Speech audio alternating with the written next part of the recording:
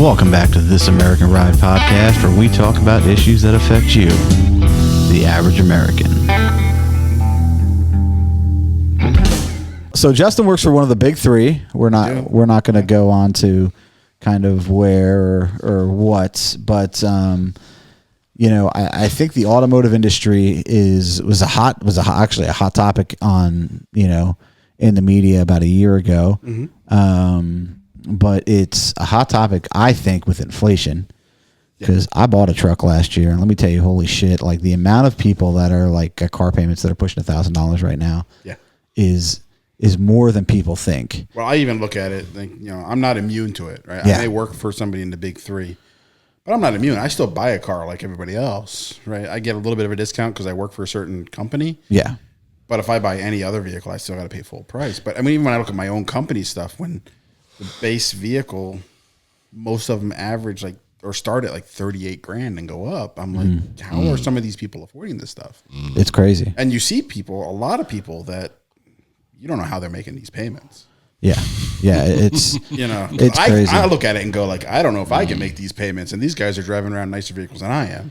I mean, I rolled around, and you guys know me. I would call these guys. I'd be like, yo, I need a number, and for a lifetime worth of cars, and every couple of years, I'm like, let's go, and I drove my 150, man. I drove my 150 to 225 plus thousand miles because I needed I needed to get rid of it before I started having problems, and I knew I was going to start having problems with it because it was starting to shift funny. Mm-hmm. The tailgate wouldn't open or close anymore. Like it looked good on the outside, but I had stuff that was like starting to go south on it. Eventually, you do need to do maintenance. We've done. It looked good on the outside.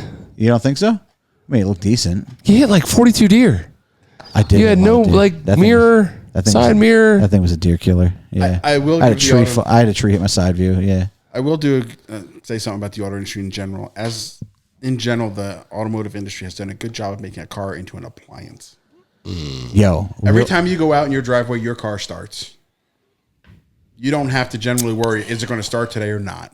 True. Most of the time, you can go out there and count on your car working. It's going to get you to where you go. It may throw a code and say you've got this error or this problem. Catalytic converter or tire pressure sensor or this or that. Yeah. But in general, you don't have to worry if that thing's going to start. You don't have to worry if you're getting to work that morning.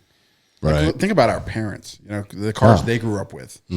They would go out there and go, "Is this thing going to start? Oh, it flooded. Now I got to wait a half hour before I can start the thing because the carburetor's flooded." Now you can go out and pretty much hit that key. It was a different animal, man. Starts. Yeah. My father had an old ass Mazda pickup. Mm-hmm. He had a 1970s CJ. Mm-hmm. He had a Pacer. My parents had a Pacer.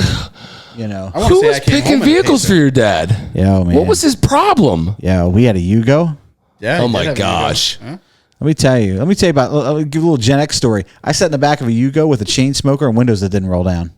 Jack Trevor Story was a British novelist, publishing prolifically from the 1940s to the 1970s. Wow. Do you want me to keep reading? Sure, keep reading. I don't even know what happened there. His best-known works are the 1949 comic mystery The Trouble Is that your phone or is that the computer? No, I said, "Are you serious?" And Siri started. He also wrote under the names Alex Satwell, Bret Hart, and Rex Riotti. You're not going to get this kind of excitement anywhere else. That's entertainment right there, man. So we had some cars, man, and you guys were car guys. I mean, I was never. Yeah, I grew up in a family. You guys were car guys. My dad could work on cars, and we grew up working on fixing stuff. That making cars live and whatnot that we had. We weren't rich by any means, so we weren't buying new cars. We were making our current ones live and brake jobs or whatever else needed to be done. We learned how to do. But nowadays, cars are such an appliance. You get 100,000 miles. I mean, you don't even change spark plugs till 100,000 miles these days. Yeah, where that used to be a normal, like, hey, every 5,000 miles, you're going to put spark plugs in your car. You're going to throw some spark plugs in this thing, I remember my father changing. I'm going to do a tune-up. I'm going to put a spark plug, the distributor cabinet. Do they even do tune-ups anymore? At 100K, they do. Yeah? At 100K, they do, yeah. I passed 100K. I didn't have a tune-up. Well, that's because you don't do that stuff. Well, I take it to a guy who's pretty... Yeah. Yeah, you go to where I go. If I needed one, he'd tell me. But again, they've become an appliance, right? There's really no maintenance. You're right. And the stuff that we pick on cars these days, your parents would love to have that problem. Yeah, you know what You really, if I step back and think about it, I'm like, wow, the things that people complain about, like, oh, you know what, my entertainment system doesn't work the way I like it to. It doesn't work like my phone. It's like, damn thing starts every day and gets you to work. Your parents would be ecstatic about that. Yeah. Not having to worry about that type of stuff. And now we're getting to the point where all this technology is causing problems. They didn't pay what we pay, though. They don't. They didn't pay $70,000. So there's a higher expectation. Oh, don't get me wrong. We do things wrong in the auto industry. Like, why doesn't your infotainment system work like your phone? Right? The phone is the ubiquitous. I don't have a ton of complaints. So what do you guys think? Those are some of the biggest complaints we get. The entertainment that, yeah. How that doesn't work the way you expect it to. Not that You're it doesn't so used to a work. phone and what it does for you, and how it does it. You feel like you're going to pop in your car, and that little screen on the car is going to do the same stuff. And it does it the same way your phone does. Yeah. And we upgrade our phone every few years, and we upgrade our cars a lot less. Yeah. So that's been some of the stuff that people got dinged on. That makes sense. Some of the OEMs got dinged hard on, like, reliability because of that. Okay. And to me, I look at it differently. That's not reliability. Reliability is if your car starts. It drives. Do you have a mechanical? Whether or not you got Sirius radio on the way to work Yeah. is totally different than if you're getting to work. Right. Yeah. Do you have ball joint issues or steering issues or stuff like that? That's what concerns Remember me. Heat. Yeah. I've lost a few leg Nowadays, to your cars. AC. Like. Oh, no. I want you to check this picture out for people who. Is that the one that caught on fire? Oh man, this one like spit spark plugs, caught your legs on fire. So for the people that don't know, Justin's looking at a picture right now of my 1971 Volkswagen bus, and Dang.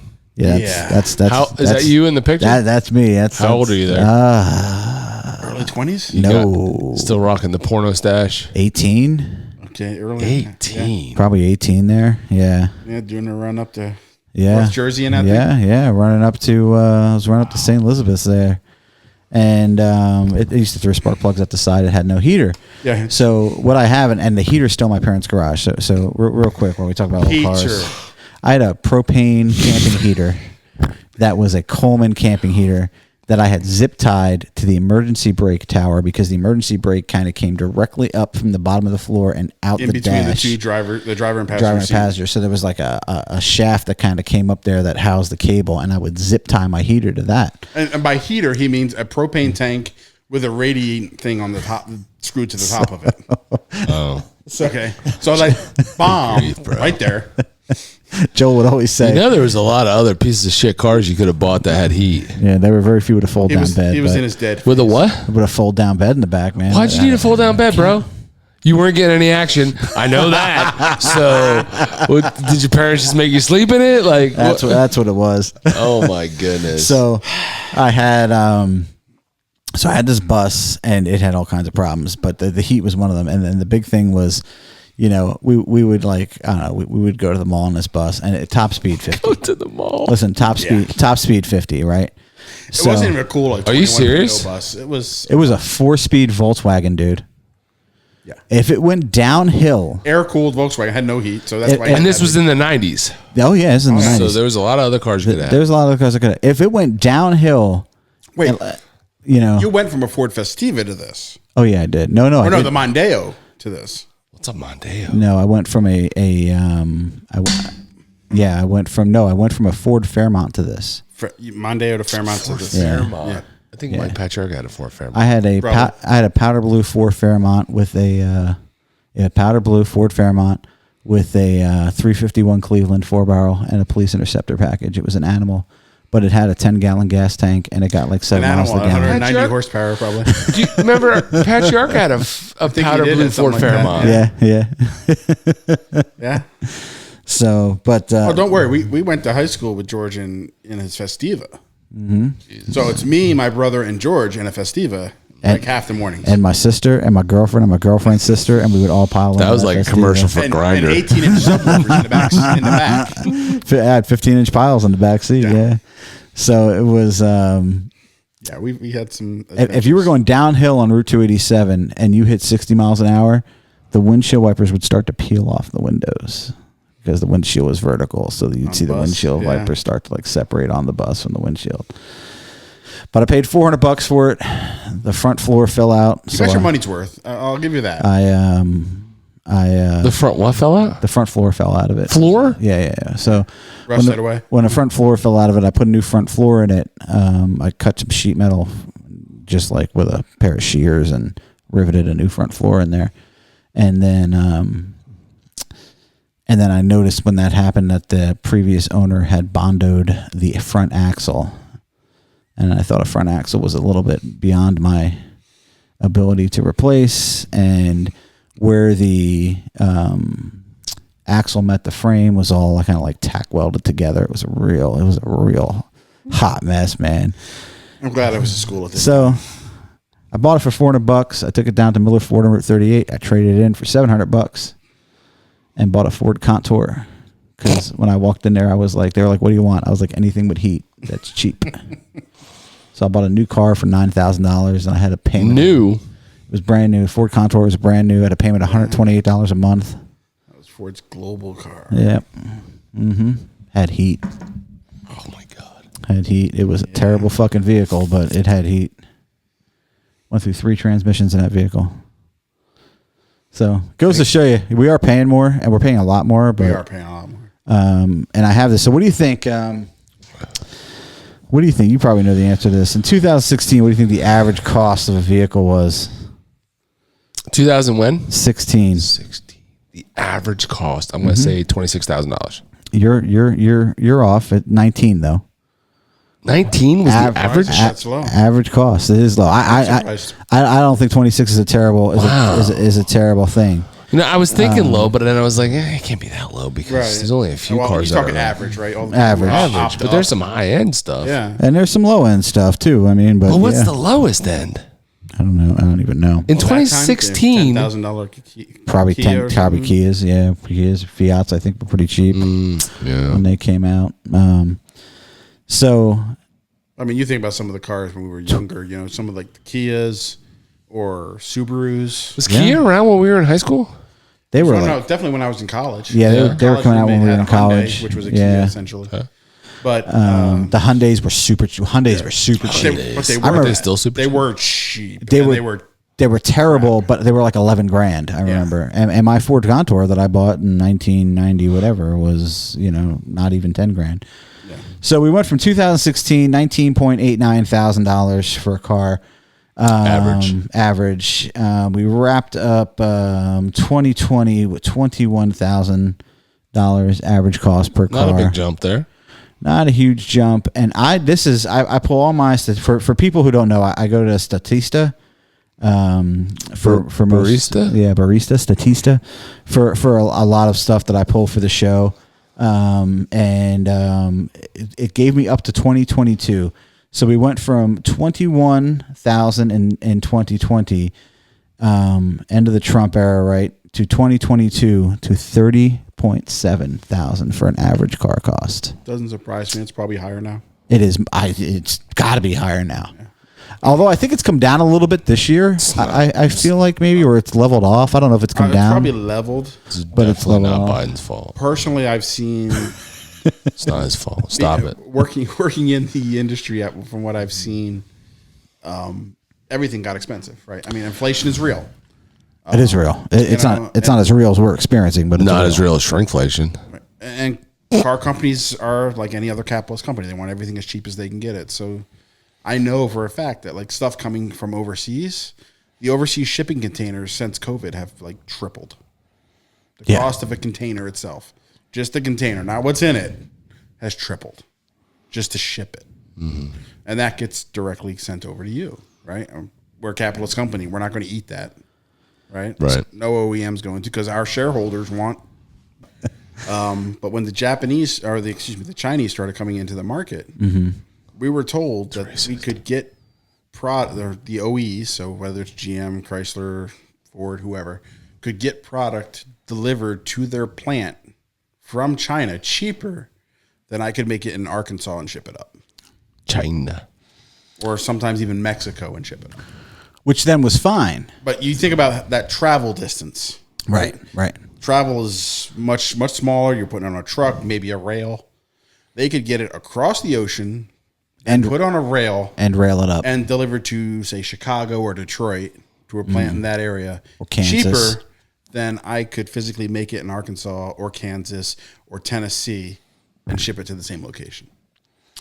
But that was, And that's, you're talking 17, 18-inch wheels, which are a good-sized commodity, right? So they're not small. You don't get a lot per container. It's not like a little tiny thing that you get a bunch of containers. It's a big box. It's a fairly big box, and it's a fairly heavy load. But they can get that landed to their plant in Detroit significantly cheaper than I could make it in North America and deliver it. But that's before shipping was crazy. That's even before shipping was crazy. So like at what point with shipping, at what point do you think, and this is not something that you may have the answer to because I feel like this is not necessarily an industry question, but at what point do you think the shipping gets to be so much, like, will it be the shipping that brings jobs back to America? Like, that's a tough question. I don't know if I know that. Yeah. The hard part with Chinese stuff is there's also government subsidies. Right? It's a communist country. So they want that business to be open. So they're subsidizing this, say, the raw material. They're subsidizing the business. So the company's subsidized. That's always something I heard when I was in the wheel side, that the raw material side of it's subsidized. So somebody here in the States, they got to go to an Alcoa or an Alcan if they want aluminum, right? Right. Aluminum Company of Canada, Aluminum Company of America. Those are your big aluminum companies that you're going to go buy aluminum from. But in China, the Chinese government owns the aluminum. So if they want the business. Here you go. I'll give it to you cheap. They're all communists. They're trying to keep people employed and working. So this is the shady government thing that I think is, I don't think, especially, and we always lean heavy on the liberals here, but I feel like, as much as like when election comes, we're going to bring jobs back. We're going to bring jobs back. You want to bring jobs back, but then you're going to lose these tariffs. And now you're going to walk away you basically, by bringing jobs back, you're going to, you're going to get federal tax dollars because the FICA, Hopefully. Hopefully, because like the FICA stuff is crazy, right? So you're going to get those federal tax dollars, but you're probably going to be cutting a big company a tax break somewhere, even if it's on a local level to have a factory, because that's how that works. People don't realize that. And you're going to be giving up those tariff dollars, which has got to be a hefty chunk of change. Well, that's in the hopes of you get the FICA dollars, right? Right. You keep from importing it because you really don't make money on that. Right. Right. But the local stuff where you're employing, and if you go back to even like 2008, the big auto crisis where they bailed out GM and all that, it wasn't about bailing out GM. It was bailing out everybody else related to GM. Yeah. The supply base between, say, a GM, a Chrysler, and a Ford, it's all a lot of the same people. Yeah. So if you cut out, like, say it's even, right? It's 1/3 of their business. So you take a supplier and you cut out 1/3 of their business, there's a chance they may not even be able to survive. So that supplier who's in, say, Texas, now they go under because GM went under. And the ripple effect. And a whole town goes under. The whole support system for that. And even in Detroit, if a GM goes under, the number of people that GM employs, I'm not even sure of the number. It's probably 30,000 plus people that GM employs globally as their people, as their manufacturing stuff. Those guys go out of business. Yeah. Right. And all the little towns that rely on them to buy, restaurants or, Target or whatever, those guys can't buy anything. So those businesses now struggle. And it's a huge ripple effect. The medical side of it, right? That supports all those people. Yeah. They can't do it anymore because they don't have benefits. So nobody's going to the hospital anymore. So now the hospitals can't afford to be open anymore. And then the government's hospitals are for profit now too, right? Yeah. So it's just this huge ripple effect. Everybody's like, well, we should have let GM go out of business. But when you step back and if you look at all the little tentacles that are interrelated, what that means to the country, they couldn't. There's no way in hell they could. So there is a because once somebody goes out that works for GM, if Ford can't get the parts from that guy now because their GM business is gone and now they're closing that plant, then Ford can't get parts, then Chrysler can't get parts, then they fold, and it's just huge domino effect. Let it fold. So people may not realize, we've been here before in history. Turn of the century, going from the 19th century to the 20th century, the railroads, and I mean whatever. I'm a train buff, but. He says buff, I say nerd. You say nerd, but part of that is studying the history of all that, and the government, United States Railroad Association, they took over a lot of railroads, And they took over a lot of railroads before World War I because we needed to move stuff around. Move stuff around. That's the only way you can move heavy objects. Right, unlike any way that we needed to move stuff around in the past. And I mean, it's been said that, the New York Central won the war. I mean, that's kind of the railroad that carried on its back, because that was the railroad that connected Chicago to New York and picked up everything in between. And that was the railroad that carried the country on its back during World War I. Not the Pennsylvania, mind you, but the New York. It's always about New York. New York Central, yeah. So, but the railroads came into a tough spot, and the government bailed them out, because if these railroads would have failed, you'd have been sitting in the same situation where not just towns, but like whole regions of the country. Right. You're talking about regions like Rochester and Erie, and all of these towns that are between like Chicago and Detroit, Cleveland, to New York and the East Coast. Pittsburgh was another one. These cities would have collapsed at a staggering rate at a time when the country was fragile. So the government stepped in and took over, which is very different than what the government did with the bailout. They didn't take anything over. I don't think that would have been acceptable in today's terms, the way they did it with the railroads. I don't think people would have accepted that, and nor do I think the government necessarily should be doing that. But it's the government doing something just differently. The bailout was... There's a huge ramification besides just GM going under or Chrysler going under that people just don't realize, right? Because in the media, it was portrayed as GM's in trouble, Chrysler's in trouble. But when you look at the overall, how that plays out to the rest of the country... Yeah, it's huge. Yeah, the plants all over the place.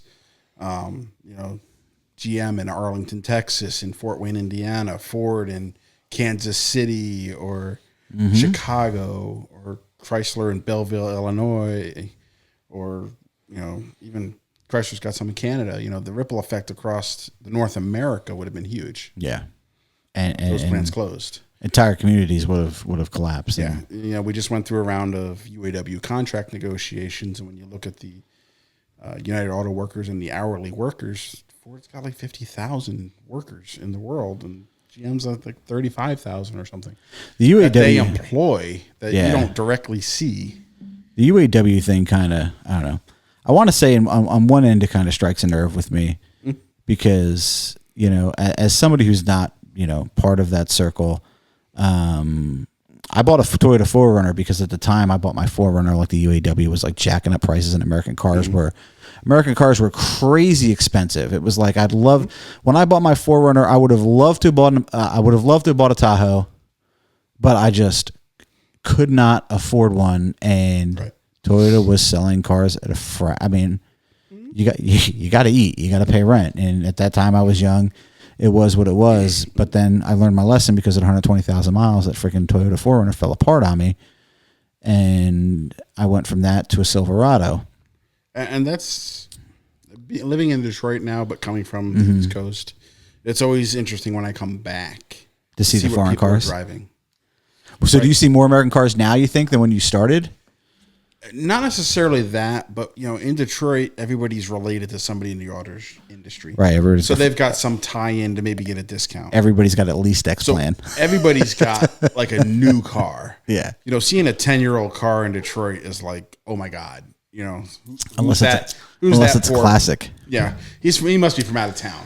Yeah, because everybody gets some sort of discount, and it's not huge. It might be $1,500. Makes a big difference, but it makes a difference on your payment, right? Yeah. So, but they're $1,500 is $10. It's still it's still money, right? But when I come back here and I see BMWs or Mercedes or Toyotas or Kias, a lot more than because nobody out here gets Kias are garbage.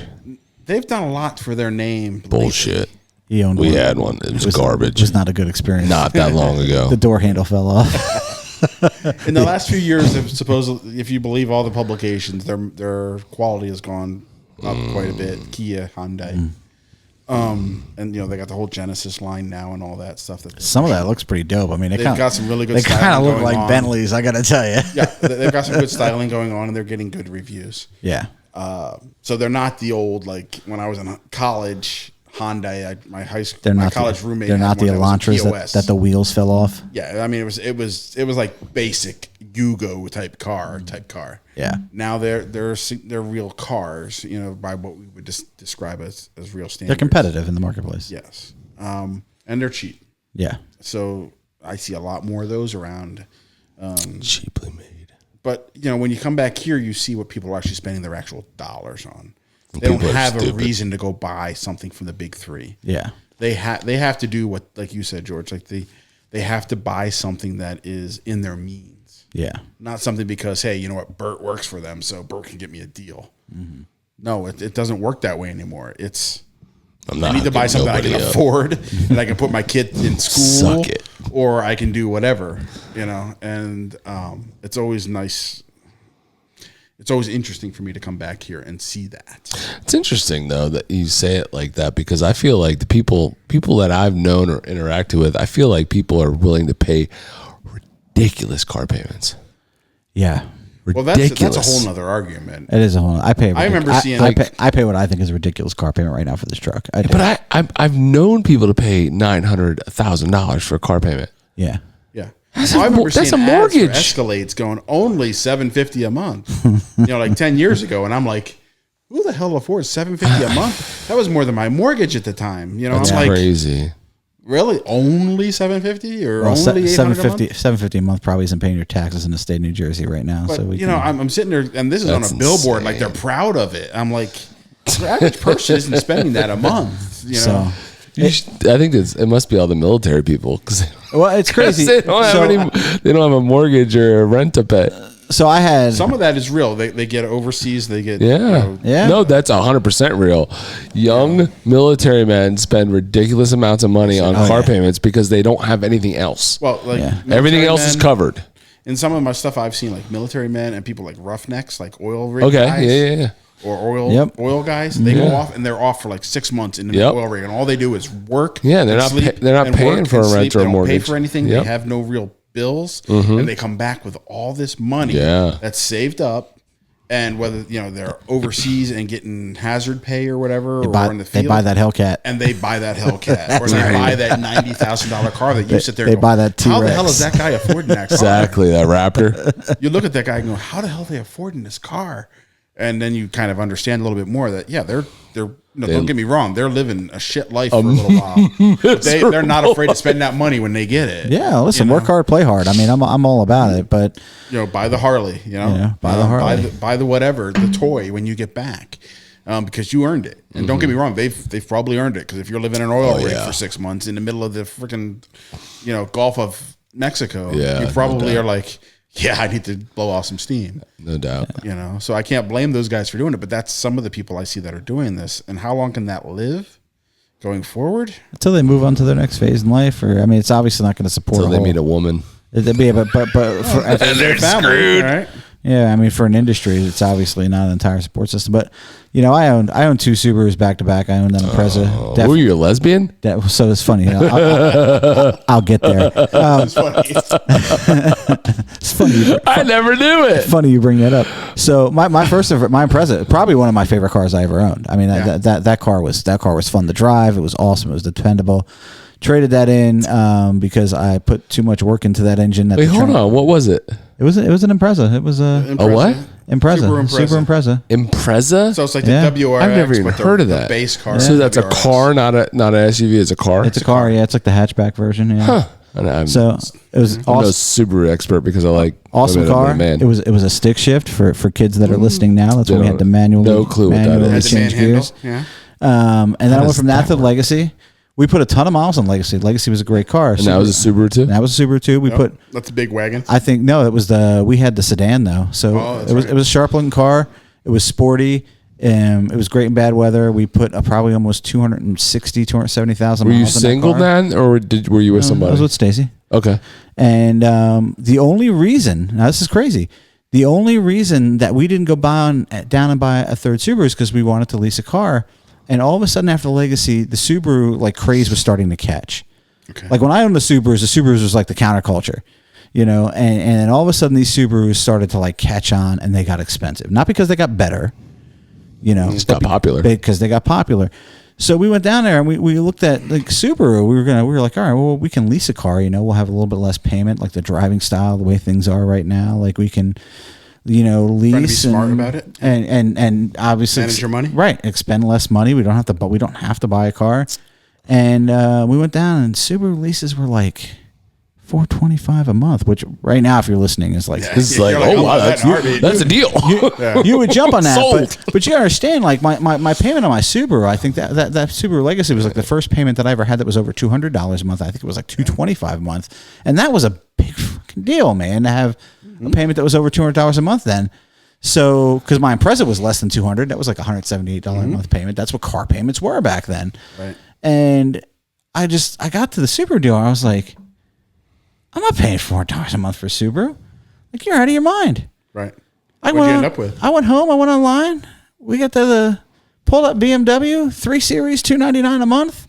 Right. Traded in my busted ass Subaru that needed brakes, tires, had cracked windshield, had 250,000 miles on it, and we rolled out of there with a 3 Series BMW for less than a Subaru lease would have been. Right. And that's where people have to remember it's a competitive market. Yeah. Right. It's No the matter how good craziest thing. you think your car is, it's a competitive market. And it's the craziest thing. And you know what BMW did after the second lease? Well, they jacked you up because No. they had Well, you in now. No. They rolled us in. Oh, that's right. Yeah. They rolled us. We got a crazy deal on. I remember that you were looking at something else, Yep. and you're like, I can't pass up the deal. I can't pass up the deal. It's like I had a chance to put Stacy in the car that she always wanted, and it was a 525, a 5 Series BMW, which is very possibly the nicest car that I've ever owned in my lifetime. It was an amazing car to drive. It was an amazing car to ride. It was just like BMW about their marketing. I will say they get at one thing. When they say we are the ultimate driving machine, they are. It's fun every time you get in the car. It's hard to describe, and I miss it terribly. I do. I wish I could have a BMW sitting in the driveway, but they got us into the second BMW. Significantly cheaper than a big 3 car. And by the way, Because you got bait and switched on that one. Significantly, well, we did get bait and switched on the. Right. So when we went to buy the second, so Justin remember the story. When we went to buy the second BMW, we were looking at Lincolns because there were a couple Lincolns that Because you all of a caught sudden her were eye. 60. No, Well, they caught a no, ride. man. They were nice looking cars. they were. Stop it. Dude, No, that they were. MK, they did that MK when they redid that MK. It was a nice car, and then the Mark 8. I wanted a Mark 8, man. The Mark 8 was dope. It's still dope, by the way. That goes But back to your high school years. But It's okay. just you say that because you just haven't. I mean, if you were to see those cars, they were cool cars. Bert's right because like the average age That's of the Lincoln s- buyers was like 65. The stereotype, but they had made a move to more get younger cars, people. just like Buick had. Buick Yeah. was another one that was like 65 and older was Buick guys. But they came now out there's a lot of younger people buying Buicks. The RSs. Stacy's nephew has a Right. Buick. It's a cool car, Right. but Ironically, a lot of them are designed out of China now. yeah. But China. But still, so we get into this BMW, and we were going to get a Lincoln, and they gave us a Lincoln to test drive for the weekend. And I was honest. I was like, this is where I want to be with a payment. This is what I want to put down. I want a lease. This is how many miles I need. They're like, What was with you in the leases? we didn't drive that many miles. We lived in North Jersey. You didn't drive anywhere. I mean, every place you went was like 6 miles away. 6 miles, 6 hours. took you an hour. But yeah. Right. It took you an hour to get there, but it was like 6 miles. Mileage wasn't a problem. So it was a very His mileage was had an issue. time optimized It's it. a very different lifestyle, and I feel like if you live someplace like North Jersey, you can lease. Whereas here, you're in the car the same amount of time, but you're traveling 3 times the distance or 4 times the distance. So we took the car for the weekend. I probably still have a Facebook picture of this car. It was. Dude, it was an awesome car. It was the first car I ever drove with like rated adaptive cruise control. It had a heads-up display, and you were this is happy like with it, man. back, You're like, man. this is pretty I was like, damn nice. this is awesome, right? And we went back there, and they were like, yeah, well, your payment's going to be this. I'm like, well, that's not the payment that That's- you want. This is right. this car that you want. It's like, Yeah. well, wait a minute. We told you what we wanted. $200 more than we talked about. Well, yeah, but to get that payment, you need to be in this car. What? Did you give me this car to drive for the weekend? Well, that's what I always got. the bait and that's, switch. that's a compliment. Yeah. I'm like, we're Which done. is a Where can we crappy talk? dealer in my I'm mind. like, we're done. And hang on to that crappy dealer thing because I want to talk about that too because that's something I know you can definitely talk about. So we went back to BMW. We went up in our 5 Series for probably the biggest car payment I ever had at that time, which was I think like $530 a month, which I was like freaking out about. But it was an amazing car for that at the time. I think it was like, but again, it was a $75,000 car at $530 a month with like $2,000 down. Do that math today, you'll be a lot higher than that. And to get that lease, and people don't know, like if you don't know the car industry, when you look at BMW, Mercedes, about 85 to 90% of the cars, the new cars that you see on the road, you're going to see used ones. Obviously, you're going to see old people, older cars that are, young people driving around in. But of the new cars that are sold, BMW, Mercedes, about 85 to 90% of those cars are leased. They are not bought. Yeah, they are leased. Everybody leases those cars for a lot of different reasons. I never paid for an oil change. I never paid for tires. I never paid for anything. There was nothing I paid for except for my car payment. I never paid for roadside assistance. I never paid for, gas, insurance, and the payment. And you paid for absolutely nothing. They took care of the entire experience for you. Mm-hmm. And when you rolled your car in for service. The service was not at the dealership. The service was at a service center. You rolled in. They had an office. People could work. There were cubicles. It was an entire experience that they had that, appealed to the people who was buying their cars. And at that time, it was like, holy crap. Now, flip side, I was like, all right, well, we'll just roll into another BMW. And then they went through a whole thing where they switched, where all of a sudden you were going from $500 a month to $800 a month. And I was like, yeah, we're done. Guys, like, can't we talk? I was like, you got like $300 worth of talking to do. Like, that's a lot of talking at a car dealership. Like, that's a lot of talking. He's like, I don't have enough of that talking. Yeah, we can't do that. So we bought, then that was to the car that we have now. We bought an Audi, and a used Audi, which has been a great car. It's a A5. You hate that car. It's an S package. I don't hate that car, actually. You are so full of crap. You complain about that car all the time. There are things about the car I like. You hate driving that car. There's 500 reasons I like that car. That's only payment. No, they're under the hood. All that horsepower. It's a 500 horsepower car. You said you were cramped in that car? You are cramped in that car, and I do not like driving that car for a long distance, but it does feel like a go-kart. Don't get me wrong. But there are things about right. All of us have trucks. We all have trucks. So when you go from a truck to driving that car, it feels small and cramped. And a full-size truck as an over-the-road, go-somewhere car, you can't. Yeah, but I want to take this corner down the end of Forked Neck at like 50 miles an hour, and the thing just kind of sticks there. It's kind of nice. People understand. I had a 3 Series, and you could take an off ramp at 90 miles an hour, and the 3 Series just never moved. Like it's just fun. You lost me, bro. Don't care. Yeah, I mean, hey, listen, everybody's different, but I take my truck at that speed, so yeah. Well, my full-size truck, I love that thing for highway driving, for traveling back here from Michigan. It's like a 10-hour trip for me. That truck is the ultimate vehicle for that trip. Yeah. Then why'd you show up in that little fluorescent thing that's out there? Well, I have a small problem with my truck right now. It decided to act up on Thursday night, and I'm supposed to leave Saturday morning. So it threw a code that I need to look into, and there's no time to check it. So yeah, and it's tough when you got to take like a 10-hour road trip, and you got a 10-hour road trip and a 100-pound dog. Yeah, it was interesting. You don't want to be doing that. So you drove the Jeep out. That's awesome. Yeah, and when we took my wife out of a Jeep Wrangler into a Jeep Renegade because she wanted the smallest car possible. Yeah, well, so she got that. And now trying to travel back here with a 100-pound dog was a whole nother issue. We didn't have the dog when we got the Renegade. Yeah, you guys need a bigger car, which is basically an overgrown Fiat 500. You need a bigger car. Yeah. It's not a 100-pound dog car. No, it is not. But we'll be keeping that one for a little while longer. Wait, this economy is the way the economy is. It's relatively cheap. Yeah. I got my truck, I'll put a little money in the truck and we'll be fine. So, but going to prices of used cars, and that's how we got down at Segway. It used to like drive me nuts that these people, working for the UAW, you'd go out to Detroit and you see how they're living, and I'm like, this is some bullshit. Like, there's a bunch of ways to look at it, right? As an outsider, yeah. I'm like, this is some bullshit. I'm like, you work on an assembly line. Yeah. I save fucking lives. Right. And I'm making a fraction.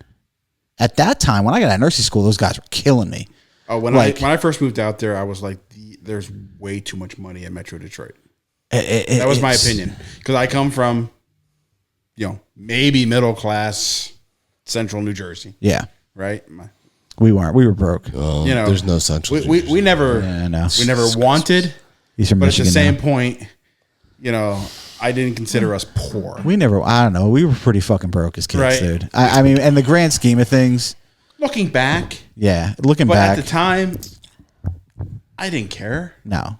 I wasn't saying, well, but George has this or Bert has that, or I didn't care. None of us had shit. I did what I not where wanted grew to up. do. You know, I had the good time. We went down to the shore. Yeah. We did the beach thing. We played football. I didn't have any other wants that were unfulfilled, necessarily as a kid. Going to school. I went to college, Did you have a triple fat goose? I did not have a triple. See you know that? what? I didn't really See do that? You lost out. But I was never Did that you have a trendy. starter jacket? I was never that trendy. I didn't of have a kid. triple fat goose. You had a starter jacket? I had a starter jacket we bought at Columbus, so I don't even know if that thing was Shit, real. that was used as heck. Yeah. That was from Sunbury. And I never had Used or I China. never had some Air Jordans. No, I never No, wanted but I was never. I never wanted never Air that Jordan. guy. Yeah, I mean, I never. I didn't need that crap. Yeah. Air Jordans. You know, I got a guy I know now in Michigan. He's got an original set of Air Jordans, which are probably worth like There were stupid money. That's the were only some reason I bucks. want them is because they're worth money. I don't It's like, wouldn't wear them. but would I ever think that a set of shoes I own were worth No, I mean, I guess we Stupid didn't. money now? We didn't want, but I mean, I guess that was the life. we didn't know any better. That was the life. That was the life we knew. It was what it was. I mean, Mm-hmm. we had. I wouldn't like alter my childhood for anything. But I mean, it was just how we grew up and what was we knew. I think. But I moved out to Michigan. And I'm like, there's way too much money. Yeah, my first The, time. the amount of money people are bitching because they finally didn't get overtime, so they couldn't afford their house in northern Michigan. Like here in Jersey, you have a beach house, right? You have a house at the shore. Only if you're a teacher. Well, There's North Jersey people. people at here houses at the they have their shore. beach house, the house, the shore house or whatever. We were commuter partiers. But in Michigan, it's a house up north. A cabin. There's cabins up north. Cabins that are like 3,000 plus square feet. I'm like, that's bigger than my damn house. That's not a cabin. That's a damn house. All right. If you're But- rich, it's a cabin. There were line guys that when I first got there, the auto world was fat, dumb, and happy. People are making cars out the wazoo, money's coming crazy. Line guys are making overtime left and right. Yeah. They can work an 80-hour week, and the second 40 is time and a half minimum, if not double time. So they're buying all these toys. They have the boat, they have the Harley, they have the house up north, and then all of a sudden, overtime dried up Like that too. like that. Yep. And then people are like, how am I going to afford? I can't afford not to work 80 hours. They were overliving their means. It was like 2007. I feel like. Yeah, and Like early right- 2000s right when things started to crack. Yep. And then 2008 it finally died. Yeah. when everybody started filing bankruptcy and whatnot. It wasn't that they weren't making good money; they were just living way above their means because they got 80-hour weeks at time and a half for the second any hour over 8. Yeah. I mean, Or- they or had double time on weekends or holidays. they had means, but it wasn't means that Triple. they were hired for. I mean, they were just getting paid overtime. And They got used to that overtime teat, right? And just getting all that overtime. Who the heck is They happy get it. about 8 hours a week? well, they were making a lot of money, and I And feel like and the auto when you workers work, the auto companies paid for that, that happiness of the employee of the UAW, right? They were just like, here, take money because I'm making money hand over fist. I'll just keep giving you money so that we all make money hand over fist. But when everything started to dry up, they're like, oh shit, I can't pay that guy that anymore. I'm paying him way too much. And then when 2008 and that correction came around, they're like, whoa. it's funny. It was business genius. They were paying though. for labor harmony and Yeah. not having to fight the UAW. And then when they had to go fight the UAW, everybody's like, Yeah, it got ugly. yeah.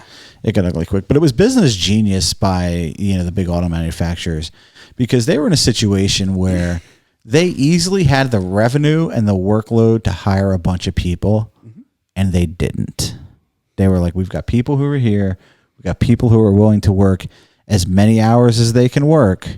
It is cheaper for us, and it's so true. It's less risky. If these people are happy, it is cheaper for us to pay them overtime and pay them time and a half than it is for us to pay another employee benefits, another employee's family benefits, another employee retirement, and everything else. It was business. It was business genius. It really was. And there's I feel like not a lot of businesses that can run the way those guys ran, because then when it dried up, a lot of people's lifestyles got screwed, but not a lot of people got laid off. But the businesses weren't so were smart, Yeah. but the hourly guys were They were so used to that 80-hour week. They weren't They smart. lived off of it. They weren't smart with their money. They didn't say, I need to live off of 40 hours. They got and anything comfortable above with and what they beyond- had. They thought it was going to be forever. Yeah. Yeah. And then when they all of a sudden yeah. couldn't get 80 hours, they couldn't Just- support themselves. They just were living beyond their means, like you said. Yeah. They had the camper, the house up north. They had the RV. They had the toys. And I can't blame All them. Man. this We all want shit that toys, costs right? money, I mean, right? we all three of us have toys. Yeah. I went to Michigan. I was like, everybody's got new cars. I mean, I remember my first time going to Michigan. I was like, everybody's got a new car. Like, what the heck is this? But that's the A plan thing. That's right? A That's plan. the X plan Right. thing. You know, an A plan is blood. So like my brother, my parents, Yeah. my brother-in-law, they can get the big discount. Yeah. Friends like you guys can get lower discounts, but still discounts. So everybody knows somebody who can get some sort of discount. And the discount, And they do a lot of leasing. they do a lot of leasing, but the discount, what people don't understand about discount is the discount depends on the model of the car that you're buying, you know, the sometimes the make, but a lot of times like discounts can be bigger on things that aren't selling hot. Right. Like if you're going to buy, So can they tell you that? Like, so It's spelled out. yeah, okay. So like, just like you give me your X plan number, or whatever. Right. I go here locally. I'm looking for this car, but are they able to tell me that like, well, you could pay a lot less for this particular car because of? they will not do that. They probably won't. So you have to know that. Yeah, and you can look that up. But when I give you access to you mentioned X plan, which is a friends and family deal. If I give you an X, you can go on the system and find out what we're giving discounts on. Okay. On what models. Okay. Yeah, So you can say, well, you know, I really, really want this truck, but you know what? Be a lot This better SUV off over here at this one. is like yeah. twice the discount. Yeah. yeah. And you know, Okay. I can live with that. Platinums were more discounts than Lariats. trim levels. Yeah, trim levels. So my platinum discount was deeper than my Lariat discount, which is why I was looking at platinums originally. I was like, if I'm It going to might go bring that Lariat, premium level down to something. Yeah. To a level you were looking at. it's intricate how it works. I mean, there's a lot. There's so Depends much. on what's inventory and what they're trying to move. So much that goes into it. But if you're going to buy something like Gale, we gave Gale an employee discount for Lincoln, and like the discount for Lincoln wasn't a lot because They sell they sell all of them. they make Lincolns and they sell And Lincolns. during the time frame of like COVID, they don't have to honor that discount. So let's My talk. boss's mother couldn't get a discount. Yeah, I want to talk during about that COVID. for a minute. Because they're like, you know what, I can sell everyone I can make. Yeah. Everyone that's on the floor here, I can sell for at cost or more because supply is so low. Yeah. So that it doesn't mandate that they have to sell it for that reduced price. They're like, sorry, she's paying full retail. Yeah, I walked out of our local Ford dealership, you know, because they didn't want to deal with me. You know, I've walked out of. And George had the benefit of having multiple people, knowing multiple people in the different industry. OEs. I've walked out of Dodge. You know, I've walked out of Dodge dealerships because Dodge dealerships are like, we're not going to honor that. What do you mean? And to me, it was like a shock. I'm like, you know, the Dodge dealership was the first, guaranteed sale, essentially. the Dodge dealership was the first dealership that I was like, are you actually kidding me right now? And in North Jersey on Route 4, the Dodge dealership was like, we're not honoring those plans. I'm like, what do you mean? They're your company's plans. I had a coworker's. Like, we're not doing it. I had a coworker's sister, so she gets a plan. He called me up asking for my brother's discount plan number because our company wouldn't give her the plan. Yeah.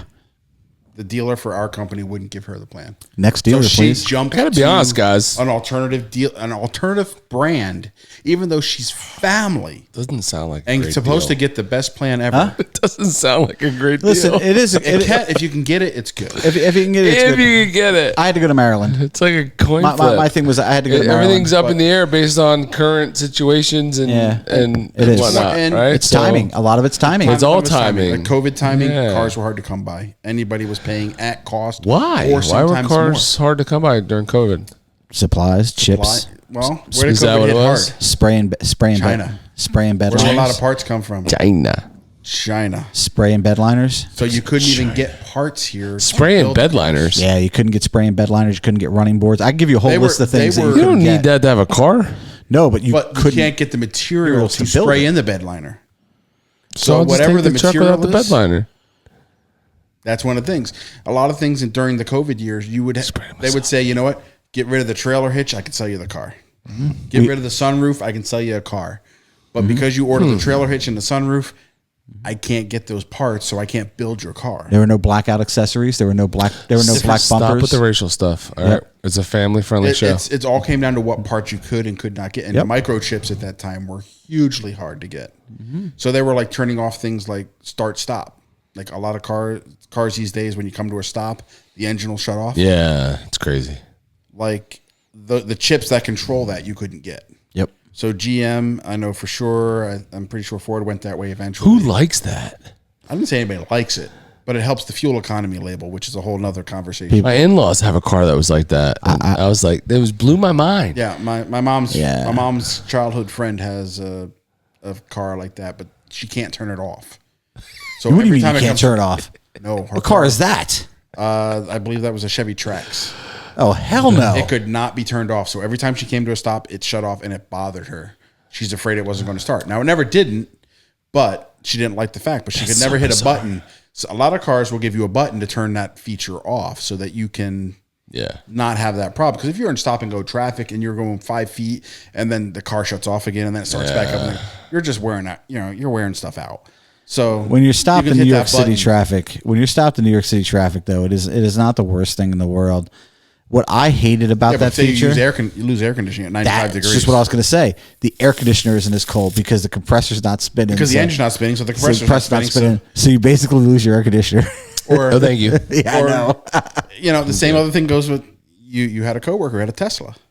Oh yeah, right. Going up in Connecticut or Massachusetts. That was an early and starting Tesla. to run out of battery power. And Tesla will automatically start turning stuff off to get you the range so that you can get to the next charge station. I love it when our guests segue. So they start turning off like air conditioning because that takes electric power. Right. So they're turning that thing off so that everything's more efficient to get you to where you can charge it. But meanwhile, you're sweating your balls off trying to get there. What's funny is old Teslas, if you had the air conditioner on and you reached like the 20% battery or whatever that was, because there was a percentage that the air conditioner turned off, it would turn off the air conditioner and automatically roll down your windows. Well, at least it's nice enough to do that. It lets you know, like, hey, idiot, we should have stopped for gas. Well, the thing is, like, when Teslas got popular, the guy that I know, Grant, who owned a Tesla, he was like, early, what I would call an early adopter, right? Mm-hmm. He waited for 3 years. For his Tesla, he had Tesla stock before he had Tesla. He waited. A smart move probably because it's only split like three times. It's split like a bunch of times, like $800 a share. Yeah. But anyway, it's crazy. But we digress. They didn't have a lot of charging stations, right? So his kid was going somewhere in New England, like everybody in North Jersey. So he had to somewhere in Boston. He had to go to like pick his kid up. And he's like, I'm so pissed. I'm like, I thought the car was the greatest thing. He's like, I have to take 95 all the way. Mm. I'm like, why? It's the only place where there's charging stations. Yeah.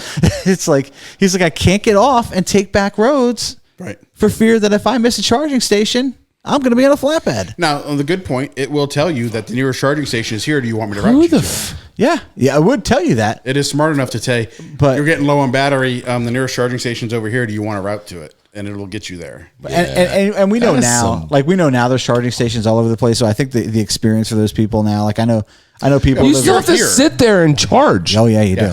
But you're here where there's a high population density. Yeah, but I know people doing that in like northern Michigan where there's no population.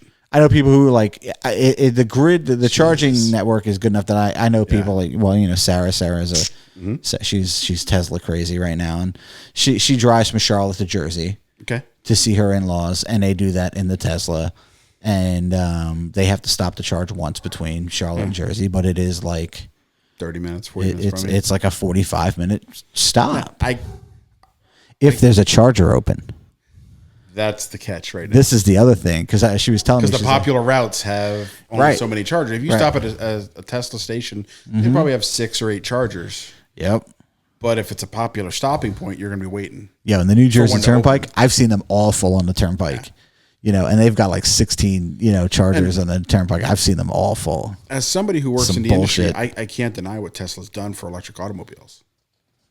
they've made the electric automobile a reality. Listen, Tesla's done Whether something. you like it or not, they have made But it the reality a viable, sucks. They have made it a viable choice for a lot of people. They have, and I don't like it.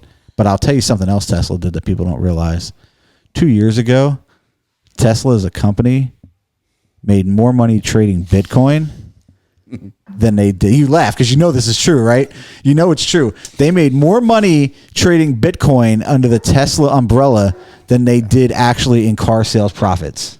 Well, it took Tesla 16 years, I think it was, to make a profit making a car, profit. period. So everybody who sits there and looks at like had GM do that. looks at GM if or GM did Ford that or or Chrysler and say, why can't they make these cars? It's like they could. Yeah. I gotta But say, if it took Ford or Chrysler or GM 16 years to make a profit, their shareholders would kill them. it blows my mind, man. But you see Teslas everywhere. Oh man, we call them Tesla tool bags. But It I look at blows my Tesla- mind. I look at Tesla more like an iPhone. It's somebody who is a techie or somebody who has to have that new technology, trendy, that type of market. Yeah, but there's not a real detriment to a person using an iPhone. Like there's nothing about your iPhone that really jacks up your day. But think But stopping 45 minutes to go so Yeah, I think most people probably aren't doing that though. I mean, they're going from here to work, and the average commute's like 30 You think miles it's most round trip. people? The average commute's Yeah. like As 30 many miles as round I trip. see, I don't believe it's most people. There's no way. They're everywhere. They are, but There's no way all those people are going 5 miles to work. but if you look at the average round trip for a Yeah. commute, it's only like 30 miles. yeah, I think most people go to Or work. 30 miles one way. It's not bad. I think most people And when go your to work car's and got back. 250 mile range. That's great if your whole life is going to work and back. Yeah, you're right. But you But gotta- that's not what most people. That's not the it's not- primary. Like you could do all the running around you do in an electric car. I mean, just listen. I don't like them either. But the reality of it is, you could do the running around that you do during the day to and from and back on a battery charge, and you could do that. cool. If my whole life was work, that'd be great. Yeah, but you're not driving more than 250 miles in a day. But I want to Save a travel. trip. Save a trip. I want to travel. Trips- I go to on trips are where they fall vacations. apart. Yeah, but that's not what you normally do with Trips your are car. where they fall apart. No, but that's where you can't do it at all.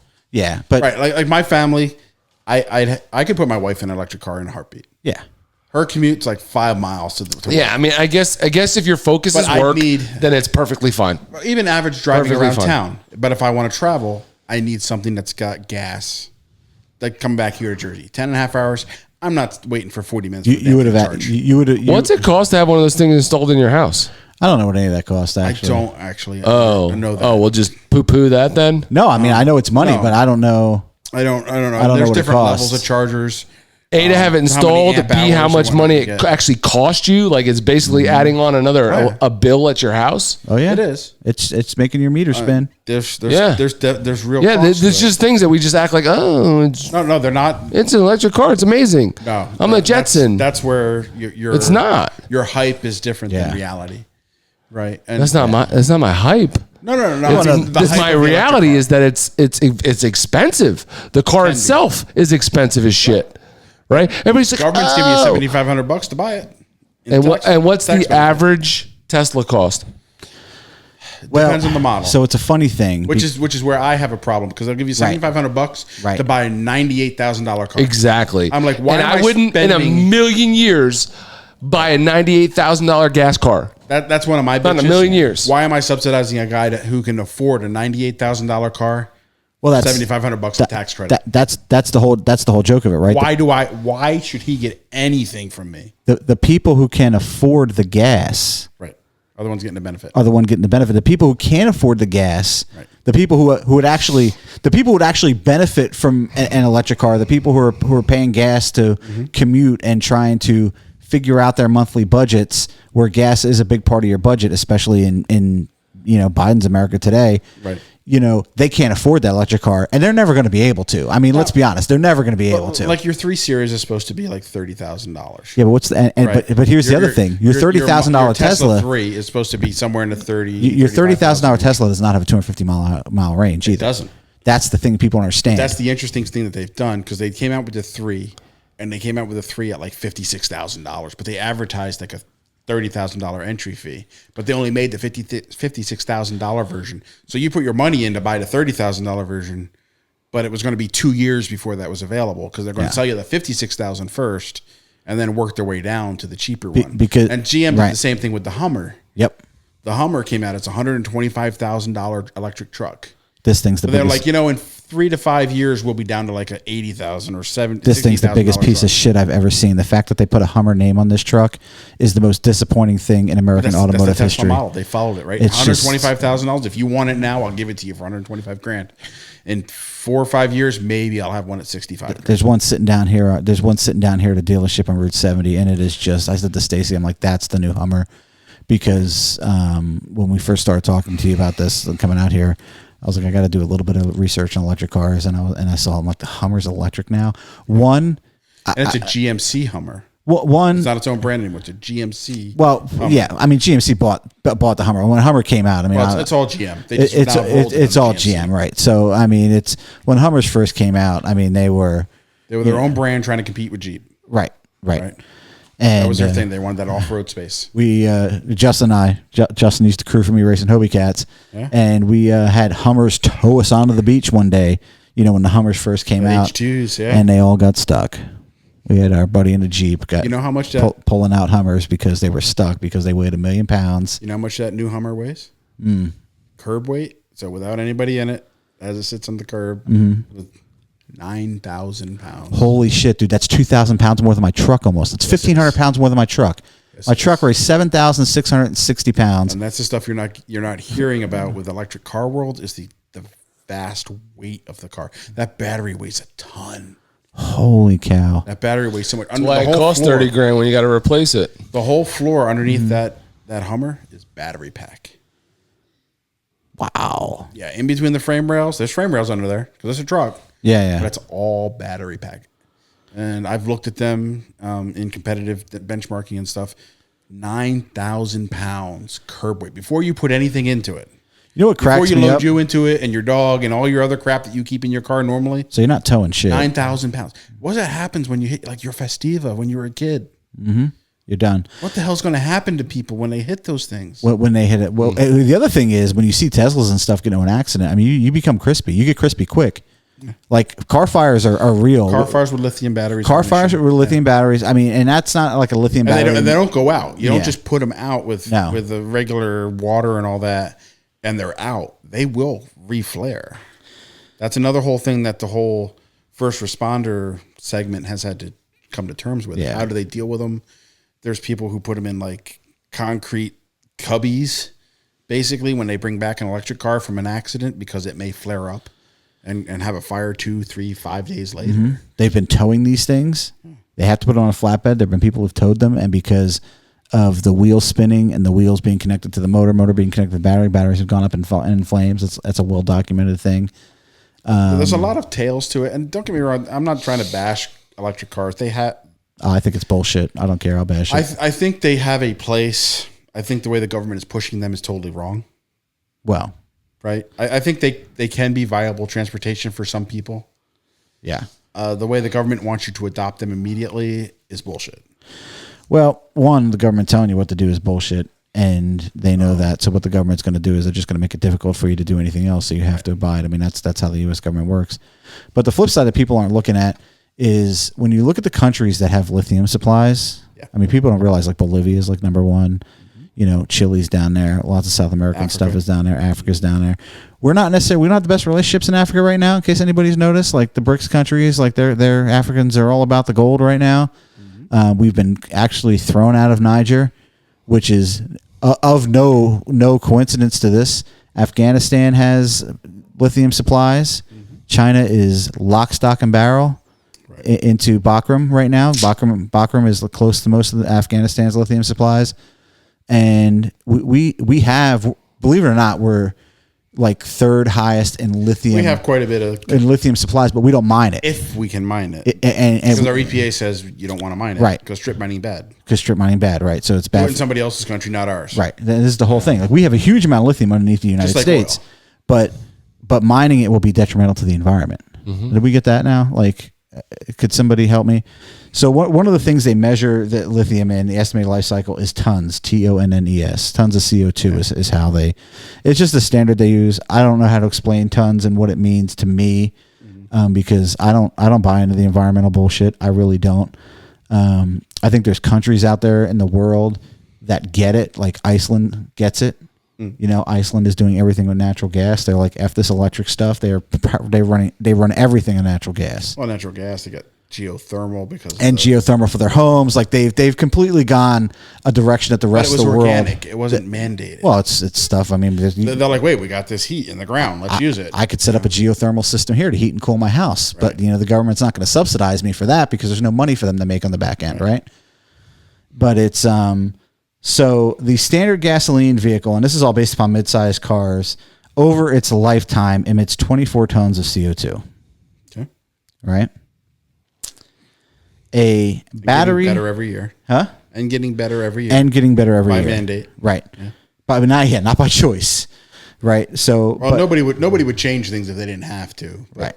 So we do need some pushing. Don't get me wrong. A battery electric, 19 tons over its lifetime.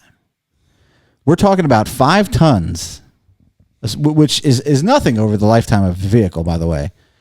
So, and before, like, with me personally, like, before I get serious about this shit, somebody needs to get China serious about this shit, because we could do all, the EU and London and Europe and everybody can do all that we want to do about not burning a hole in the ozone layer so we all fry up and the glaciers melt and everything else.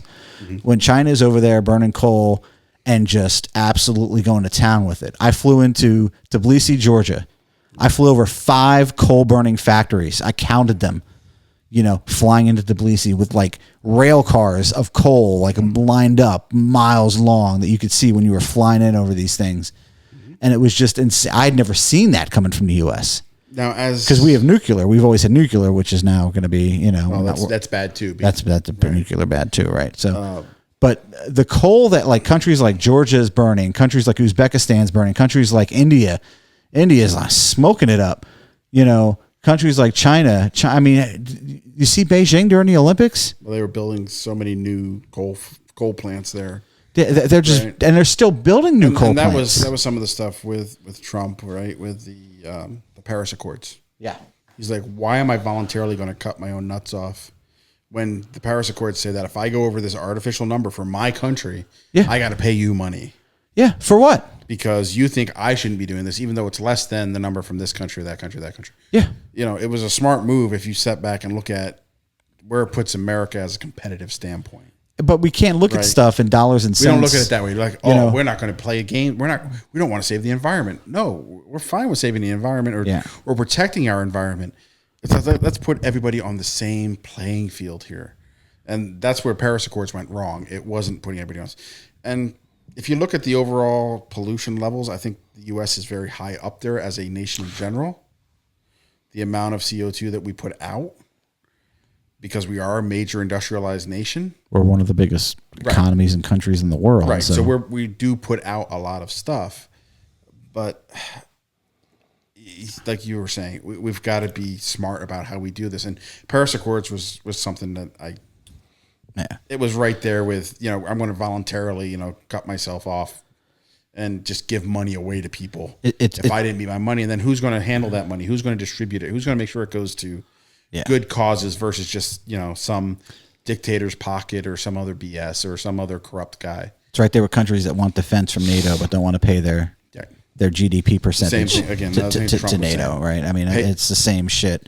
We have a higher gross domestic product, and we have to pay more because of that, because that's the way it's structured. But you're not even meeting your estimate, right? Right. So why is the U.S. subsidizing Germany or England or whoever else that isn't paying their portion? Yeah, I mean, and that's how the media spun the whole Paris Accord thing. They just spun it as, this is Trump doing bad for the world. Right. And it is just... Everybody else signed up for it. It doesn't mean it's the right thing to sign up for. No. And, you could say this through politics in general, right? You've got to do what's right for you, your country, or your constituents, whether it's, Sobachinsky, who was here, for your podcast a week or two ago. He's got to do what's right for Jersey and his district. Yeah. Not what the Republican Party wants to do. Yeah. He's got to remember who he's reporting to, right? And unfortunately, our politics have gotten to the point where it's either Republican or Democrat. It's not what does District 3 in New Jersey need. Yeah. It's what's the Republican Party want. Yeah. And it sucks. And And same thing, it just goes higher and higher globally, right? It's just crazy. And then they've, used Greta von Turdberg, as I call her, to polarize the world, to say that we should all be on this environmental train. I mean, I just I don't think any of us want to like ruin the world, but we got to be smart about how we change course too. Yeah. Right. We can't cut our nose off to spite our face. No, but the average person who's saying this is like they have like zero, they have zero willing to of sacrifice in their life. You know what I mean? To want to, it's fun to say and, fun to protest against, I guess. But, when it actually comes to you making a sacrifice, like, do you know what you're really asking? Like if you had to live in a 1-bedroom apartment so you could afford your Tesla, right? Is that something like, is your passion for saving the environment like that much? Right. And even then, what happens to your, heavy ass lithium battery that 3 9-year-olds from China spent 2 years mining? Right. What happens to that afterwards, after it was shipped on a coal-fired steamship, right. To get through, 2 canals to then be put on a diesel rail car to be shipped to a dealer. Right. Like, what the F? And then where does the electricity come from that we're charging this? Right. Coal. It's coming from the nuclear plant that you hate, that you think is unsafe. Right. They're actually talking about restarting a nuclear plant in Michigan. They should, man. It's safe. It's clean. It's cheap. It's a travesty. They're trying to get it back on the grid because they need the grid power. Because that's the other side of electrical powered vehicles is we didn't even get there. How are you going to charge the grid? We didn't even get there. Right. Everybody's like, California's like, hey, I can't keep the freaking air conditioners on. Turn your air conditioners off, because we have brownout. They got rolling brownouts in California. They want to be fully electric by what, like 2030? Can't sell an internal combustion engine. By 2030, they want to be fully electric, and they can't even provide electricity for the people to run their damn air conditioners. Right. I mean, this is not like. Yeah, I'm no expert on the climate industry, but I mean, this is. There's other things to work out, and like I said, I don't damn the technology. I think electric vehicles have their place, and if people want them, great. That's the beauty of our system. You can choose what you want. Don't mandate it, and let's be smart about how we roll it out. Because I think, like I said, my wife could be an electric car. She probably wouldn't even plug it in till the weekend. Run all week without charging it. I feel like it's one of those things. If you want it, buy it. Yeah, it's a free market. This country's all about free markets. That being said, I don't think that the government should be subsidizing charging stations and everything else. And you're looking for somebody who got government subsidization to put I got solar panels on the house. Right. And I mean, it was. Well, you're dumb not to take advantage of it if they're offering it. But it's whether or not they should be doing it's a different story. Yeah, it's crazy. I don't think the grid can support it, and the people who really need it, the people who need the relief from these gas prices, aren't going to get it. No. And the reality about it is not until 3 or 4 generations down the road when those $90,000 Teslas become $10,000 Teslas. You think we're? And by then the whole shift has happened. Yeah, I don't think we're going to see that. Bert's favorite argument is the people he loves to have on Facebook is presidents don't affect the gas prices. Yeah, I love seeing those memes as well. But the minute we start talking about our clean energy initiative, gas goes up 30 cents. when your president says that your oil industry is your enemy, and he's going to do everything to shut them down. Yeah, you don't think that changes it? They are a capitalist country. They are a capitalist entity. Yeah. So they're going to try to make their money while they can. Yeah. Which any smart businessman would. Yeah. So you just told him, I'm putting you out of business, George. What are you going to do? The other funny argument is military vehicles. Like you're always going to have you're always going to have to have internal combustible stuff. You can't go electric for the military because what do you think you never could? Dude. I'm not saying that, being outside Detroit, there are military departments in the area that feed off of the automotive talent. Oh, they do. And they are looking at electrification for military vehicles. You think anybody from Ukraine and Kharkiv is plugging in a car right now? They sure as hell aren't wanting to. Yeah, I'm not saying that our military is wanting to either. So I had to go find this because you just brought that up. Right. So all my liberal friends love to tell me diesel. It doesn't even need freaking spark plugs to run. They love to tell me about how presidents have no control over gas prices. And then one of the most recent headlines I saw on social media was Biden administration announces plan to lower gas prices for the summer. How convenient. I'm sorry, but Just happens to wait. be an election year too. Huh? I'm sorry. What's his face? V. Rotter, Mm-hmm. Mr. V. Rotter, our favorite buddy, our favorite liberal over on the Baggers and Brews. You told me that Trump has nothing to do with gas prices, Once a week, this guy tells me right? that. Right. But all of a sudden, you're We have a president. mutual friend who does that too, and you've been banned from. But Who's that? Wes, Wesley? That guy, Oh, Jesus Christmas! that guy blocked me quick, Who you man. talk- you got blocked from him, but it's the same deal. It's like Bernie is God Yeah. because Bernie wants to give everything for everybody for free, Yeah. and president doesn't have any control. I'm But blocked- President I'm blocked from him. policies definitely have. Well, apparently direction. Biden has a plan to lower the gas prices for the summer, but when they were low for the whole entire 4 years that Trump was president, it had nothing to do with Trump. That was COVID. It had nothing to do with him because apparently there was 7 years of COVID while Trump's 4 years of presidency was going on. Nobody was going anywhere, so didn't need gas. Yeah. I can't. I got a lot of people. I mean, I probably have as many people block me as you have blocked you, but Who's blocked me? I don't know. Ain't got the BBs to block me. I got Wes. I got Teresa Ballard. I got Jeff Solano blocked now. I pulled the trigger on that block. Teresa Ballard. Yeah, she blocked.